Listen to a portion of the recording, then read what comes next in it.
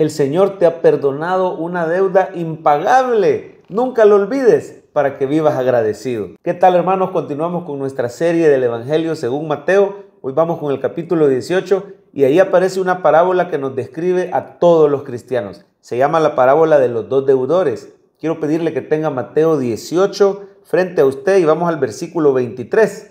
Dice así: por lo cual el reino de los cielos es semejante a un rey, ese representa a Dios, que quiso hacer cuentas con sus siervos. Mire, tarde o temprano todos los seres humanos vamos a comparecer ante nuestro rey y le vamos a rendir cuentas. Y comenzando a hacer cuentas, oiga esto, aquí estamos usted y yo, le fue presentado uno que le debía 10,000 talentos.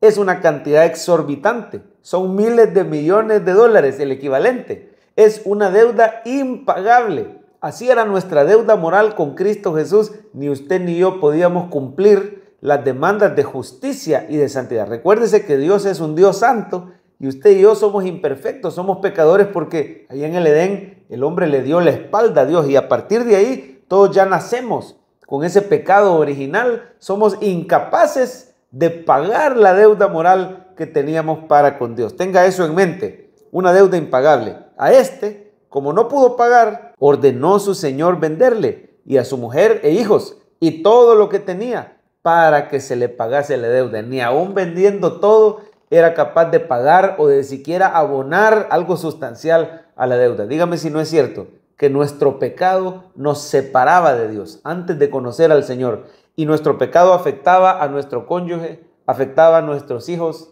afectaba a nuestros bienes materiales. Por el pecado, por las malas decisiones, dañamos vidas, nuestra propia vida y la de nuestra familia. Éramos esclavos del mundo, del pecado, de los vicios, de Satanás. Dice la Biblia que estábamos muertos espiritualmente y éramos deudores de una deuda impagable. Esa era nuestra vida antes de venir a Cristo. Pero mire lo que hizo el Señor. Entonces, dice el 26, aquel siervo postrado le suplicaba diciendo: Señor, ten paciencia conmigo y yo te lo pagaré todo. Tratando de ser salvo por obras, diciendo: yo de alguna manera quiero pagarte. Pero usted y yo un buen día entendimos que era imposible pagar esa deuda. Nuestra única esperanza era la gracia y el perdón de Cristo Jesús. Y eso es lo que obtuvimos en Cristo. Mire por favor el 27.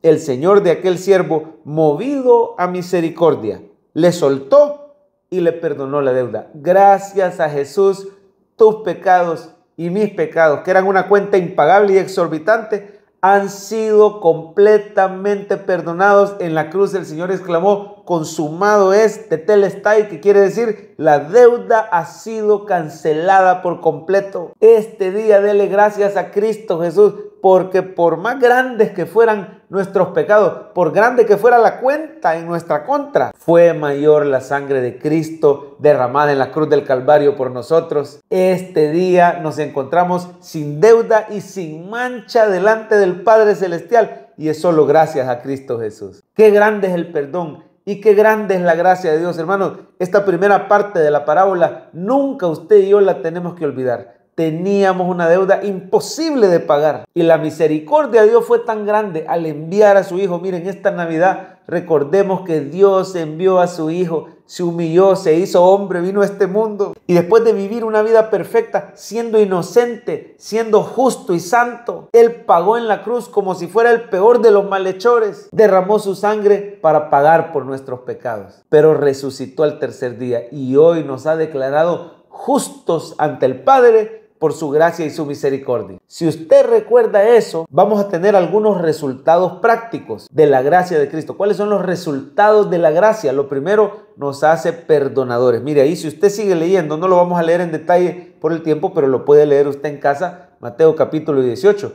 La parábola continúa diciendo que este hombre sale después de ser perdonado y en vez de ser un hombre perdonador, mire qué interesante, los perdonados perdonan. ¿Lo puede decir conmigo? Los perdonados perdonan. El primer resultado práctico de la gracia: te vuelves una persona paciente y perdonadora con los que te han dañado. Dice que este hombre se encontró a un consiervo suyo que le debía una cantidad muchísimo menor, pero lo agarró del cuello y no le quería perdonar. y lo echó en la cárcel. Y la historia no terminó bien para este siervo malvado que después de ser perdonado no quiso perdonar. Su rey lo mandó a llamar y le reclamó: ¿por qué yo te perdoné a ti la deuda y tú no quisiste hacer lo mismo con el otro que te debía a ti un poquito? Siervo malvado, le dijo, ahora sí vas a pagar todo, y lo metió a la cárcel. Hermano lindo, si Cristo te ha perdonado tu deuda impagable, no guardes rencor, no permanezcas resentido, no se ponga el sol sobre tu enojo diciendo lo que me han hecho, cuando es mucho mayor lo que Cristo nos perdonó a nosotros. Los pecados que se hacen de un pecador a otro son chiquitos comparados con el pecado que nosotros hacíamos contra un Dios santo. Y si a nosotros Él nos perdonó, ahora es momento de dar esa gracia. Mire, eso es el perdón, es dar la gracia que yo he recibido de parte de Cristo. Por eso este día es mi oración, que seas libre de todo resentimiento, de todo rencor. Sobre la base del perdón de Cristo, perdona, porque un creyente es perdonador. Ahí en el 21 Pedro pregunta qué tanto tiene que perdonar. Léalo conmigo. Dice: entonces se le acercó Pedro y le dijo: Señor, ¿cuántas veces perdonaré a mi hermano que peque contra mí? ¿Hasta 7? Y Jesús le dijo: no te digo hasta 7, sino aún hasta 70 veces 7. El primer resultado de la gracia en nuestra vida, nos volvemos perdonadores. No solo eso, nos volvemos restauradores.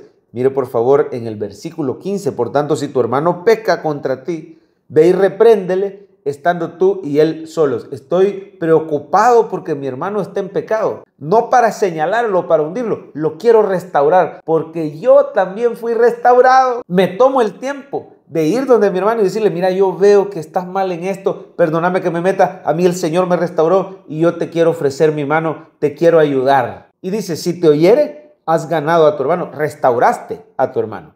Mas si no te oyere, todavía no te rindas. Dice: toma aún contigo a 1 o 2, para que en boca de 2 o 3 testigos conste toda palabra. Si no los oyere, dilo a la iglesia. Y si no oyere a la iglesia, tenle por gentil y publicano. Nuestro rol es de restauración con los demás hermanos en Cristo. Si a ti el Señor te ha rescatado, te ha levantado, te ha sacado del lodo cenagoso, puso tus pies sobre la roca, si el Señor te ha restaurado, restaura a los demás hermanos.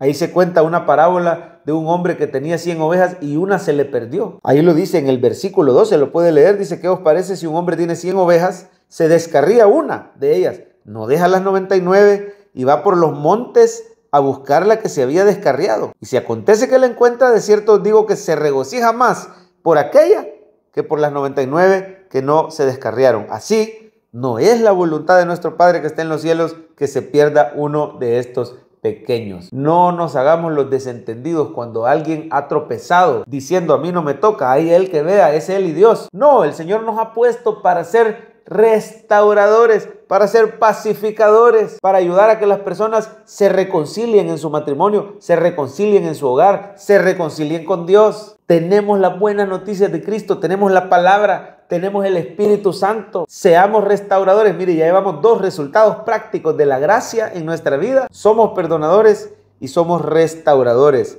Número 3, odiamos el pecado. Estamos dispuestos a cortar radicalmente. Muchas personas se preocupan que si predicamos la gracia de Cristo, eso va a conducir al libertinaje, porque dicen, hay personas que van a decir: bueno, si ya estoy perdonado de todo, entonces me puedo dar gusto vivir como yo quiera. Pero eso no es así. Dice la palabra que la gracia de Dios se ha manifestado para salvación a todos los hombres, enseñándonos que renunciando a la impiedad y a los deseos mundanos vivamos en este siglo sobria, justa y piadosamente, aguardando la esperanza bienaventurada, la venida de Cristo por su iglesia. La gracia de Cristo nos enseña a renunciar a lo malo. Mire aquí, siempre en Mateo 18, dice el versículo 8: por tanto, si tu mano o tu pie te es ocasión de caer, córtalo y échalo de ti, porque mejor te es entrar en la vida cojo o manco, que teniendo 2 manos o 2 pies, ser echado en el fuego eterno. Si tu ojo es ocasión de caer, sácalo y échalo de ti.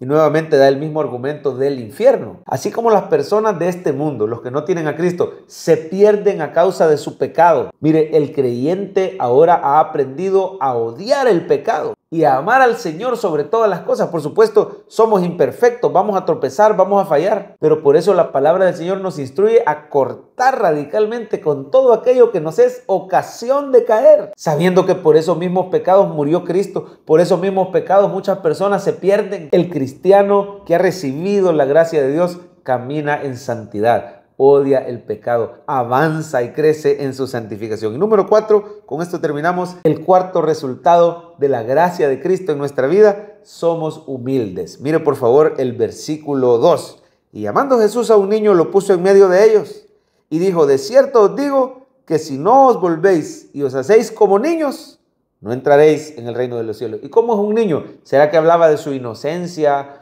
¿Hablaba de que todo lo cree? No, estaba hablando de su humildad, porque los discípulos estaban peleando que quién de ellos iba a ser el mayor en el reino de los cielos, dice el 4. Así que cualquiera que se humille como este niño, ese es el mayor en el reino de los cielos.